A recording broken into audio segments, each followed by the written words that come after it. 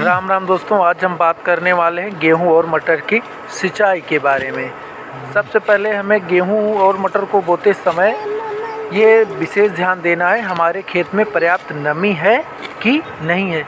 हमें तब पता चलता है जब बोने लगते हैं तो टायर में हल्का हल्का नमी लग जाती है, तो ये हमें पता चल जाता है खेत में पर्याप्त नमी है गेहूँ और मटर बोने के लिए।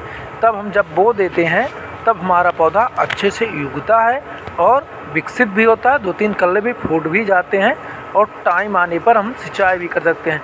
लेकिन मटर कभी भी भर के सिंचाई ना करें, हमें फुहारा विधि से सिंचाई कर दें, क्योंकि मटर को भरने से पीलापन आ जाता है, सूख भी जाते हैं, जड़ें जो हैं उनकी गलने लगती हैं।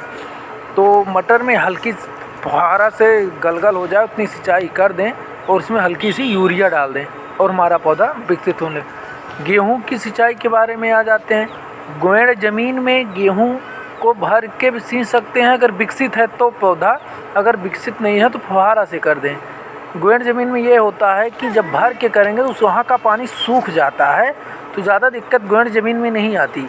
लेकिन दिक्कत आती है जड़हनिया के खेत में, वहाँ पे पानी रुकता है, वहाँ पे पानी क्या है, रुकता है। अगर हम 20-21 दिन बाद सींच देंगे तो पानी रुक जाएगा, तो हमारे पौधे कमज़ोर रहेंगे जब, तो वो पीलापन होकर गल जाएगा। तो हमारा ये अनुभव बताता है, एक बार हम जब गेहूँ हमारा सींचने के टाइम पर आया जड़हनिया का खेत, तो बारिश हो गई थी, हल्की सी फुहारेदार बारिश हो गई थी, तो हमारा गेहूँ बहुत अच्छा ग्रोथ किया था। जैसे धान के पूंजे होते हैं उस तरह से उसमें फुटाव निकला था, विकसित हुए थे। तो जड़हनिया में हमें फुहारा विधि से ही पहले सिंचाई करनी चाहिए और उसके बाद उसमें यूरिया डाल देनी है हल्की से।